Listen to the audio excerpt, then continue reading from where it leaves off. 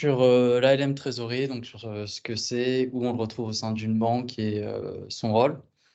Je vais d'abord commencer par quelques définitions.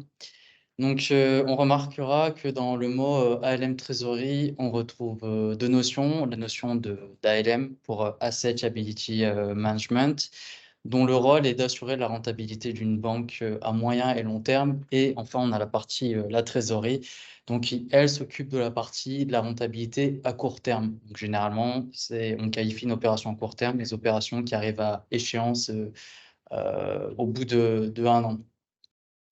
Donc, la particularité de la LMT au sein d'une banque par rapport à d'autres activités, c'est que c'est une activité qui se veut transverse, qui y a une mission principale, donc de gérer les risques de liquidité, de taux et de change du bilan d'une banque, et également donc de s'assurer de fournir de la liquidité auprès des autres services à des tarifs qui soient négociés. Parce que si chaque service, chaque activité d'une banque devait aller sur les marchés pour se financer, forcément, ça empiéterait sur la rentabilité, on n'aurait pas les coûts les plus optimaux. Alors, c'est vrai que généralement, on a tendance à traiter le sujet de la LM à part. Ici, j'ai voulu mettre les deux notions ensemble parce qu'elles sont intimement liées, puis surtout que ça permet un peu de faciliter les explications pour la suite. Donc là, maintenant qu'on a vu quelques définitions, on va partir rentrer plus dans le détail sur les principales missions qu'a l'ALM. Donc, pour rappel, donc la mise en place des stratégies sur le moyen et le long terme. Donc, 3 missions opérationnelles: gérer la situation de liquidité en situation normale comme en situation de crise, gérer les risques de taux d'intérêt dans le banking book et gérer le risque de change opérationnel et structurel.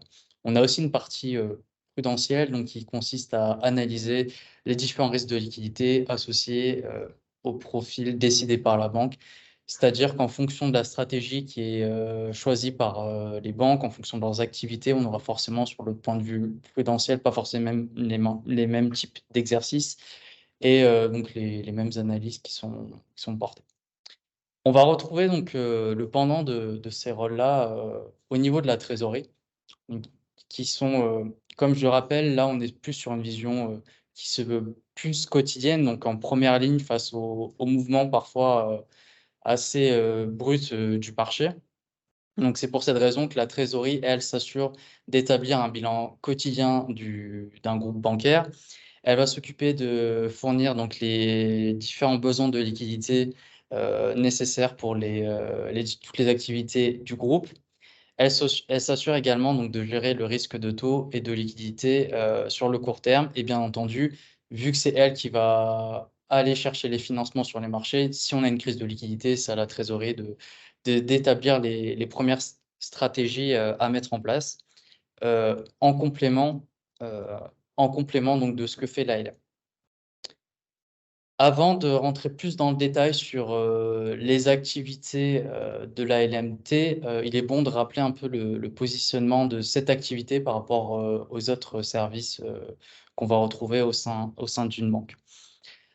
Ici, j'ai fait le choix donc de représenter ce qu'on va retrouver dans un groupe bancaire assez typique, comme par exemple le groupe la BNP Paribas ou la Société Générale, donc avec une activité avec un pôle essentiellement de retail, donc la banque de détail, et une partie CIB, donc BFI, avec les activités donc, de conseil qui sont fournies auprès des entreprises, notamment pour la fusion-acquisition, toutes les activités qui sont liées pour les entreprises qui souhaitent être cotées sur les marchés.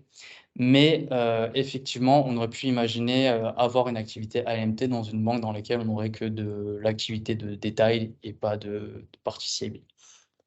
Donc sur la partie retail ici, donc dans cet exemple, c'est du classique, hein, sur la partie retail, on retrouve donc toutes les activités dédiées à une clientèle particulière pour la dépôt de liquidités, l'accord de différents types de crédits, que ce soit des crédits immobiliers, des crédits à la consommation. Et ça, donc on a généralement un pôle pour un marché domestique et puis on va retrouver la même chose à l'international. Donc par exemple, la BNP, ils ont une activité retail en France, également en Allemagne, en Italie, en Belgique et dans un certain nombre d'autres pays. Et là, comme je disais, donc l'ALM Trésorerie c'est une activité qui se veut transverse. Donc, comme on peut le voir dans ce schéma, elle est là pour répondre aussi bien aux besoins qui peuvent émaner de services rattachés à la partie retail que à la partie BFI. Au même titre que d'autres activités que j'ai souhaité représenter ici, donc comme le cash management, le trade finance et les activités liées au factoring. Maintenant, pour bien comprendre comment s'inscrit l'ALMT donc dans la gestion des risques et puis dans les besoins de financement d'une banque, il est important donc déjà de comprendre ce qu'on va retrouver dans le bilan d'une banque.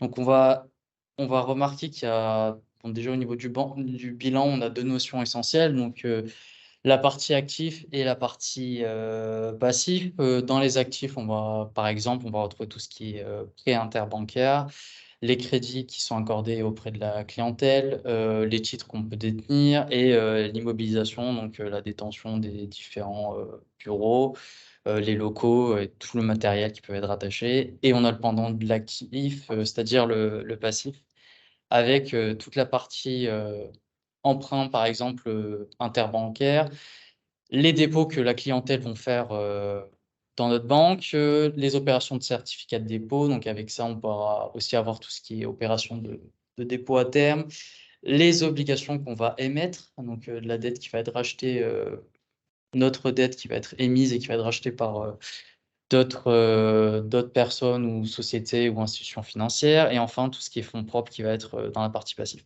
Et enfin, dans le hors bilan, pour simplifier les choses, j'ai juste fait une représentation de ce qui est engagement donné et engagement reçu. Alors, qu'est-ce que l'engagement donné? Typiquement, par exemple, si vous allez prendre un crédit immobilier, vous allez signer un contrat. À ce moment-là, ça va donner lieu d'avoir un engagement, donc la banque consent à vous accorder un montant sur une donnée, sur une durée donnée. Et pour cette raison, tant que les fonds ne sont pas débloqués, on considérera que cet accord, il est au niveau du hors bilan. On va retrouver la même chose aussi pour les entreprises, donc ils vont pouvoir avoir différents types de financement pour lesquels un accord va être négocié avec la banque. Et tant que on n'a rien qui survient, aucune activité, donc les clients n'utilisent pas en fait cette source de financement qui lui est accordée, on va avoir une ligne qui apparaîtra seulement au niveau du hors bilan. Donc généralement, l'actif, c'est ce qu'on va associer à l'emploi et le passif aux ressources. Donc pour simplifier les choses, on peut dire que le passif, c'est ce que la banque doit à ses clients et l'actif, c'est ce que les clients doivent à la banque. Et toute la subtilité, en fait, le travail de l'ANT, c'est de savoir c'est de s'assurer qu'on est à l'équilibre entre le passif et l'actif.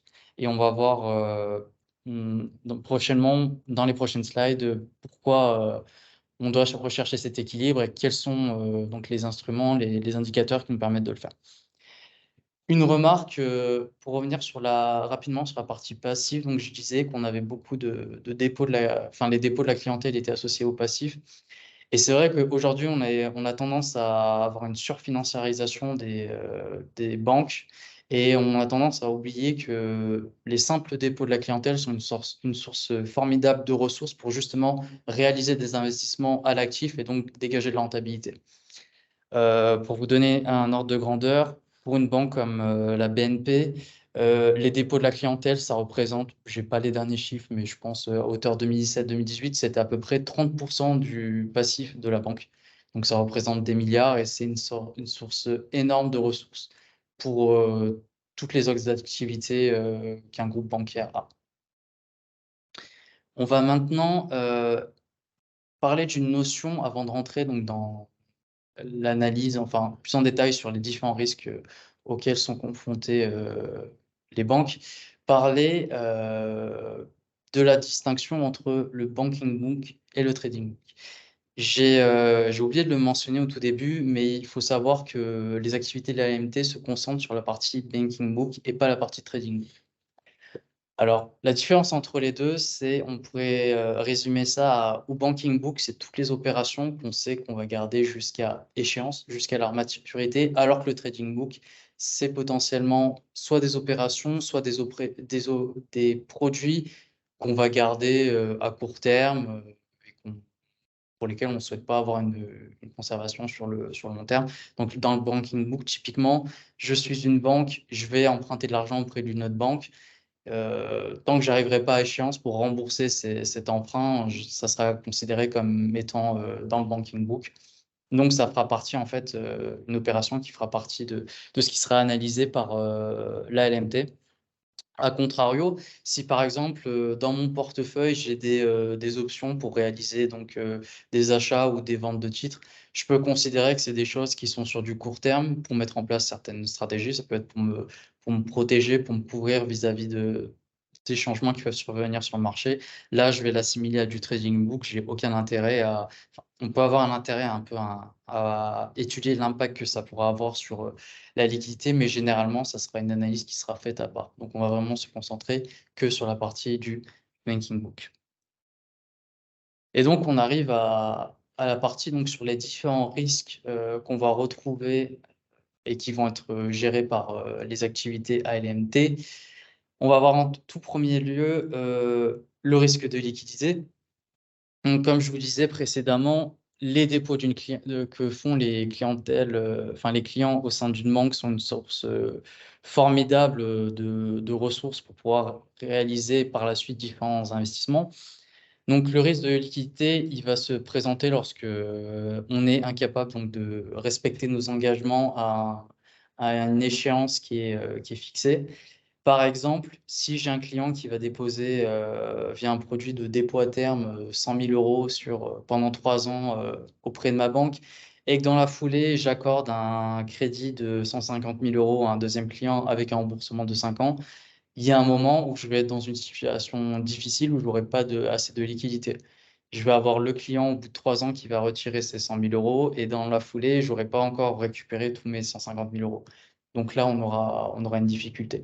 Donc là, on va se poser la question, et puis, à contrario, on pourrait très bien imaginer qu'il y ait un remboursement par anticipation qui soit fait par le client qui réalise un prêt de 150 000 euros et puis essayer de voir un peu les impacts que ça aura sur le bilan de la banque. On a aussi donc le risque de change, donc forcément la variation de change entre différentes devises, ça peut avoir des impacts assez importants sur notre bilan et puis sur les gaps qu'on verra par la suite. Et enfin, le risque de taux. Forcément, si on prête avec un taux qui sera par exemple de 1%, si demain on a les taux qui augmentent, donc les taux fixés par les banques centrales qui vont augmenter de 2 ou 3%, il va y avoir différents impacts qui peuvent soit nous toucher au niveau de la rentabilité, soit nous mettre dans une situation difficile où on revient en fait par exemple, à des risques de liquidité. Et c'est pour ça que pour mieux illustrer un petit peu tous ces cas-là, je vais parler avec vous donc d'une actualité assez récente, ce qui s'est passé avec la banque américaine SVB, la Silicon Valley Bank. Donc, ce qui est assez intéressant avec cette banque, c'est une banque qui a été spécialisée donc, dans tout ce qui était financement et levée de fonds pour des startups et des sociétés qui sont dans les nouvelles technologies. Donc, pendant des années, on avait, pour remettre un petit peu de contexte, une stratégie des banques centrales qui était donc d'un petit peu faire tourner la planche à billets et de garder des taux assez bas pour pouvoir financer un petit peu donc toutes ces sociétés-là et puis y compris les différentes banques. Et il se trouve que ce phénomène s'est accéléré lorsqu'on a eu la crise du Covid. Il faut savoir qu'à peu près en 2 ans de crise du Covid, les principales banques centrales que sont la BCE et la Fed ont eu une augmentation sans précédent de leur masse monétaire. Il y a autant d'argent qui a été imprimé à peu près en 2 ans que ce qui a été fait ces 15 dernières années.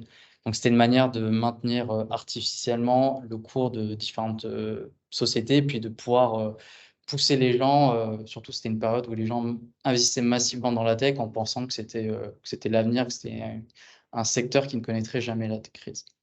Donc, ce qui s'est passé avec SVB, c'est que pendant des années, donc, ils ont eu beaucoup de clients qui ont déposé de l'argent auprès d'eux. Ils ont aidé de nombreuses entreprises à se lancer.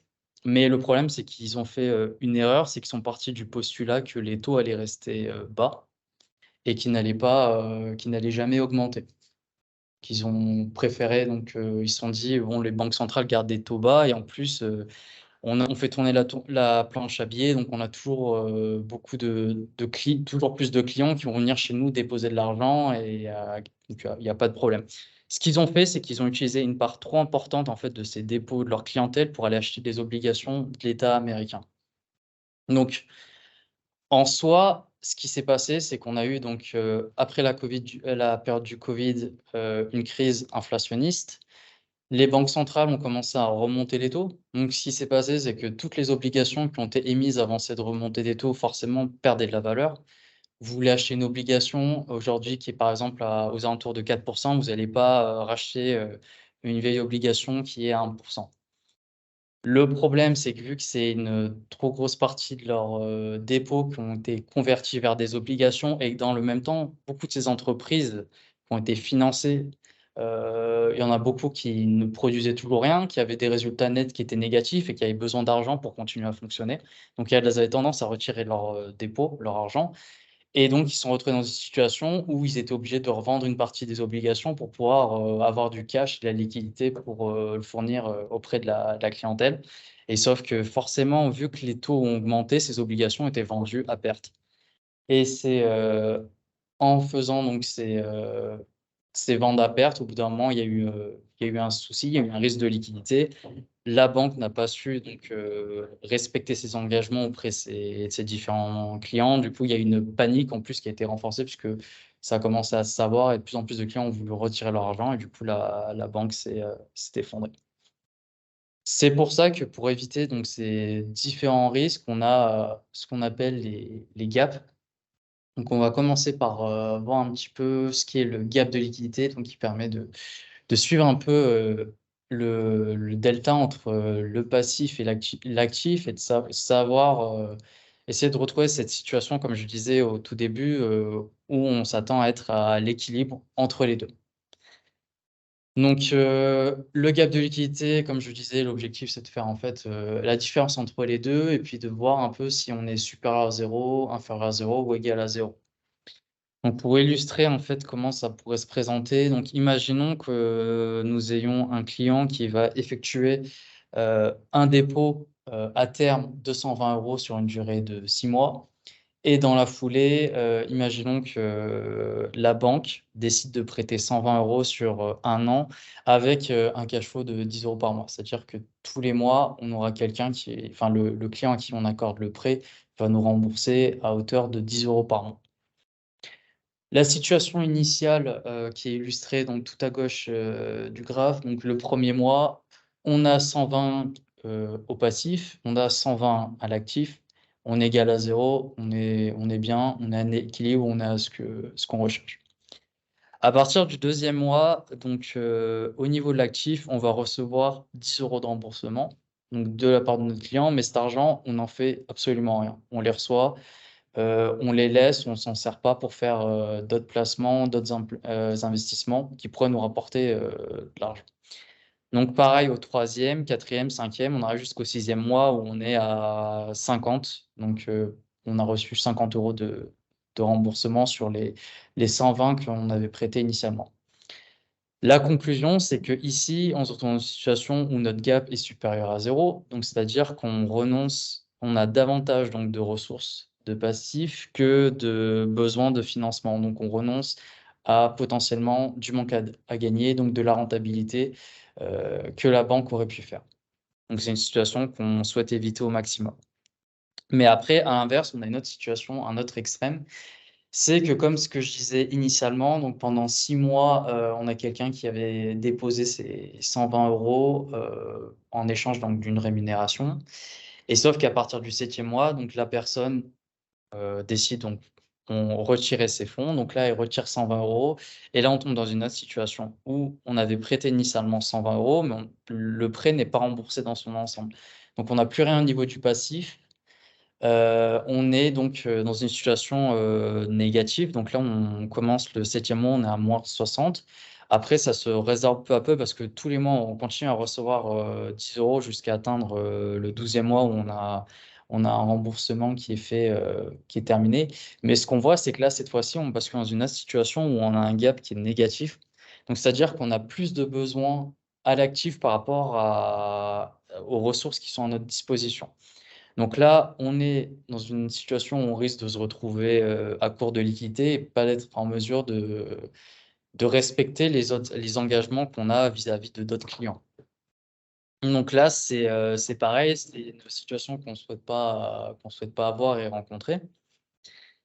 Donc, de ce qu'on voit donc sur ce graphe qui est à notre gauche, ça nous permet de faire une conclusion par rapport au risque de liquidité, c'est que réaliser ces gaps qui sont généralement, donc ici on l'a fait en euros, mais il faut imaginer que si on est un groupe bancaire, chaque filiale par exemple va réaliser son gap dans une devise définie, puis ensuite on va faire une consolidation au niveau du groupe. Donc ça nous permet en fait de gérer quotidiennement les besoins de liquidité du groupe, puisqu'on va pouvoir faire des gaps quotidiennement, on peut en faire aussi mensuellement de manière trimestrielle aussi. Et donc ça nous permet derrière de réajuster un peu notre stratégie, de voir où est-ce qu'on a des risques et des besoins de financement. Ça permet donc de gérer les situations de crise et puis de les anticiper au maximum. Et bien sûr, ça nous permet d'optimiser nos coûts de couverture et de financement. Comme on a pu le voir, ça permet de voir aussi les situations dans lesquelles on a beaucoup trop de ressources à notre disposition, alors qu'on aurait pu prendre cet argent et le placer à l'actif sur un produit ou un autre. À droite, j'ai mis un autre exemple qui est décorrélé du premier, mais pour souligner en fait une problématique qu'on peut rencontrer et qu'on rencontre quotidiennement. C'est que à gauche, ce qu'on fait, c'est que on part d'une hypothèse que la personne qui va déposer l'argent pendant 6 mois ne va jamais le retirer avant, et que la personne à qui on prête 120 € va rembourser l'argent à hauteur de 10 € par mois. Mais rien ne nous indique que dans la pratique, les 120 €, ils vont te bloquer pendant 6 mois. Peut-être qu'au bout de 2 mois, la personne va te dire, «Je veux rompre mon contrat, je veux retirer l'argent». Ou bien à l'inverse, la personne à qui on prête l'argent, pendant 1 an, elle va peut-être nous dire au bout d'un moment: «J'ai envie de faire un remboursement anticipé, j'ai envie de rembourser toute la somme que je vous dois en une seule fois». Et c'est là qu'intervient en fait ce que j'ai voulu illustrer avec ce graphe qui est tout à droite, qui est en fait la comparaison entre, une modélisation, heu, économique et contractuelle. Alors ce que je veux dire par là, c'est que par exemple, on a le graphe rouge.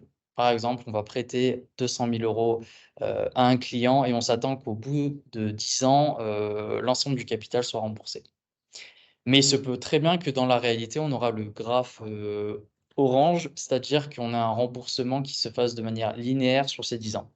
Ou bien le graphe bleu, ça serait un exemple de remboursement anticipé. Donc on peut voir qu'on a un premier remboursement qui a lieu, au bout d'1 an, ensuite un autre qui va survenir, à 3 ans.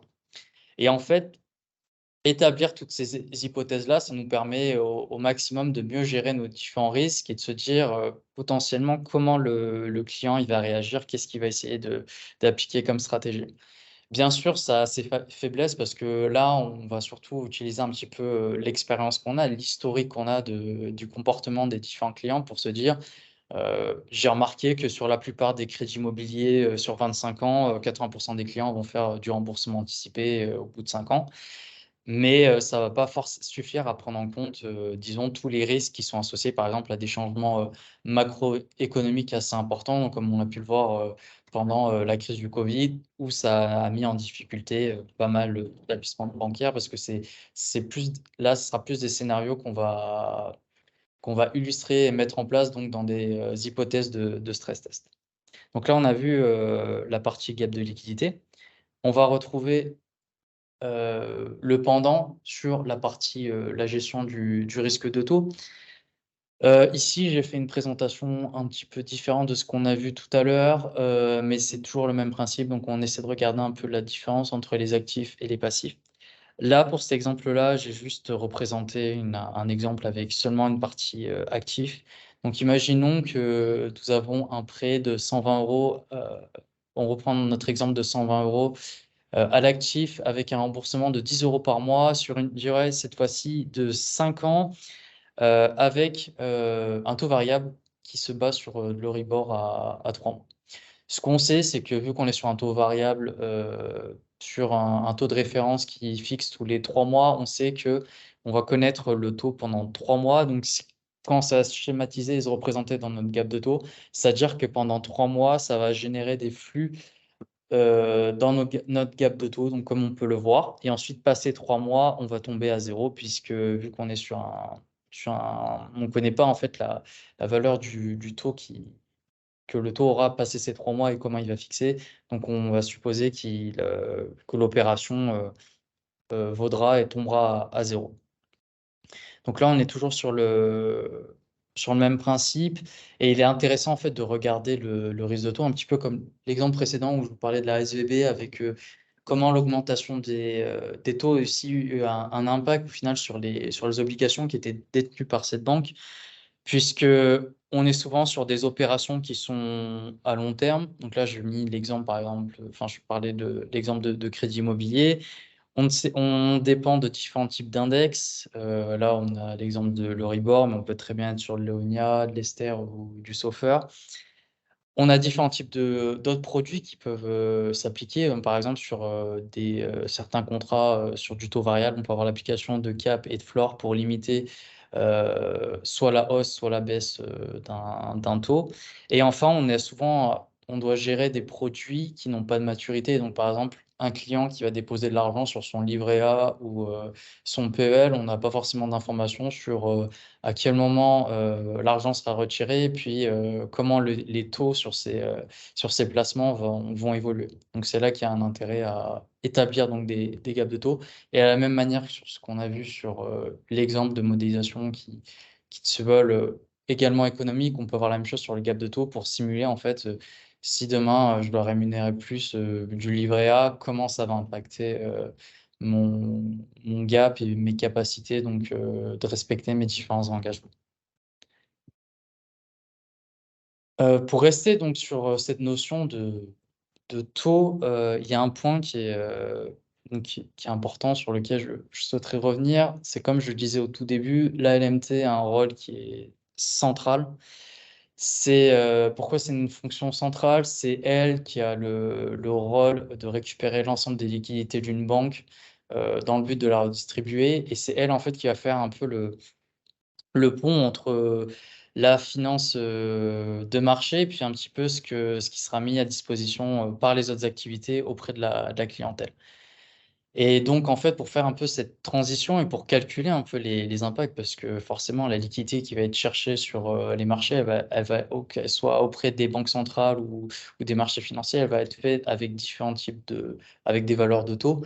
On a besoin donc de calculer des taux qui nous permettront derrière d'appliquer la bonne facturation auprès des clients. Et c'est là que va intervenir le concept de TCI, donc de taux de cession interne.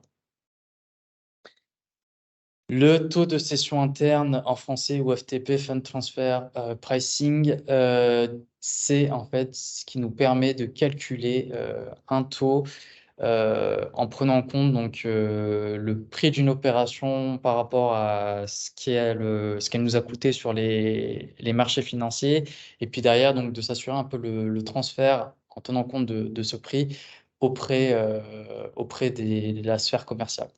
Donc pour dit plus simplement, on a par exemple donc la trésorerie qui va chercher de la liquidité sur les marchés, donc par exemple en euros. Ça peut être par exemple de la liquidité qui va être cherchée auprès d'une autre banque. Cette liquidité, on va l'avoir avec un taux de financement qui va être fixé avec un pourcentage donné. À partir de cet élément-là, l'ALMT va calculer un taux de cession interne.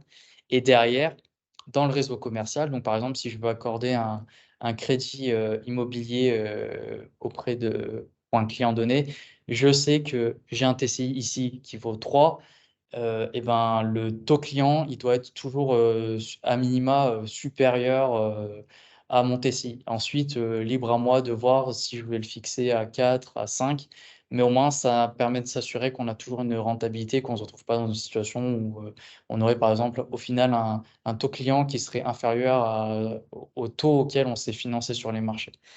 On peut bien entendu avoir des exceptions auprès de certaines clientèles ou de certaines entreprises, mais là, généralement, où on va leur dire, bah, on est prêt à pas se faire de l'argent en fait sur cette opération-là, mais derrière, en contrepartie, on veut que vous investissiez sur tel ou tel produit qu'on vous propose ou bien que vous réalisez des dépôts assez importants dans notre établissement bancaire. Mais de manière générale, c'est un peu ça le modèle qui prévaut.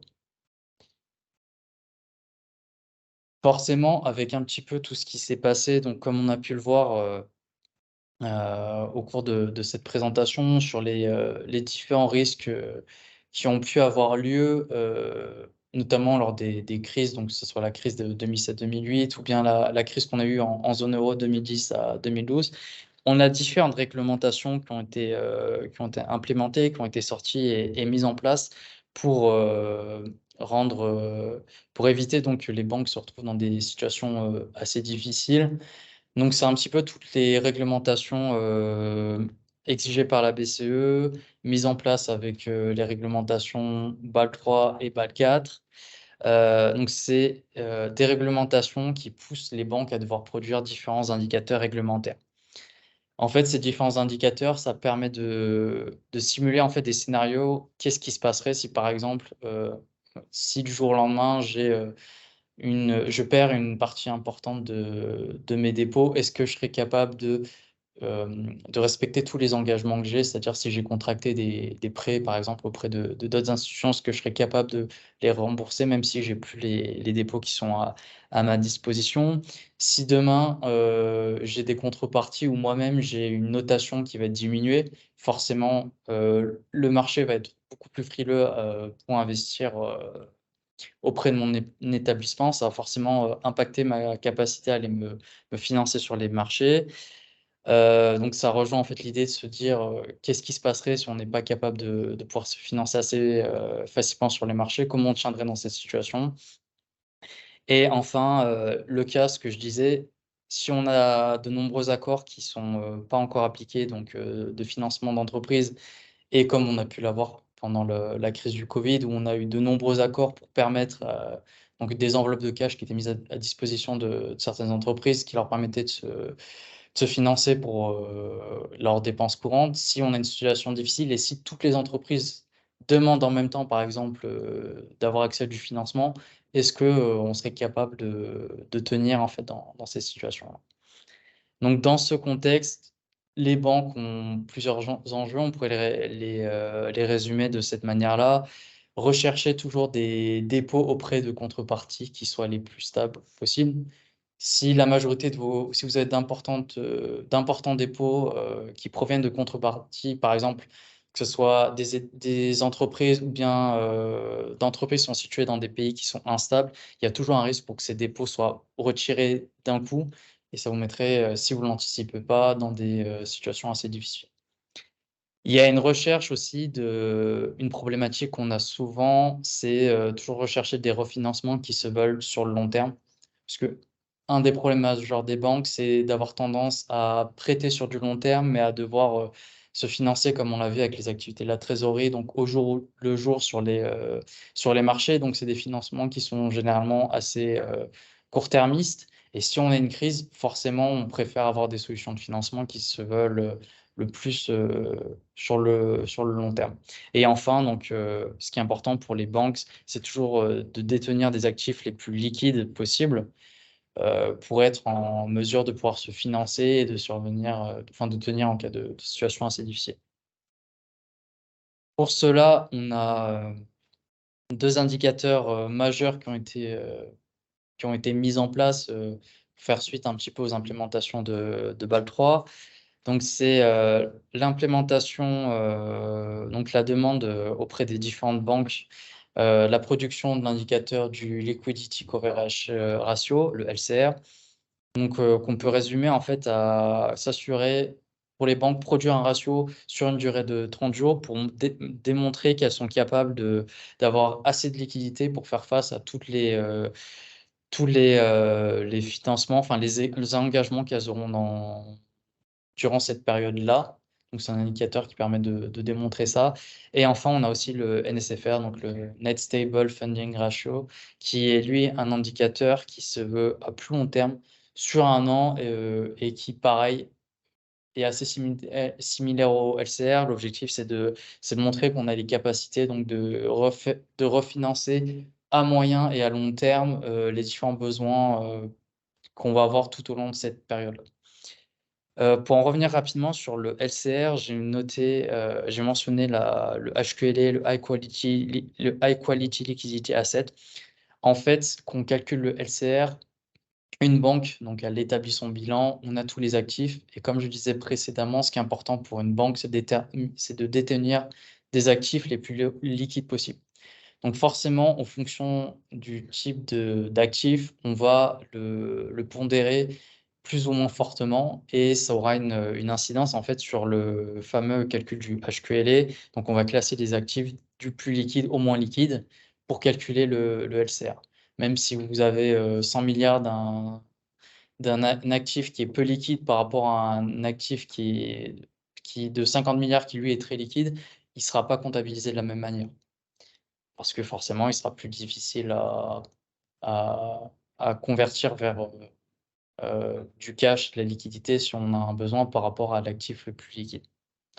Donc c'est, un petit peu ce dont on dispose comme indicateur réglementaires qui sont exigés auprès, des différentes, structures, enfin établissements bancaires. C'était tout pour moi. Je ne sais pas si vous avez, des questions ou des remarques?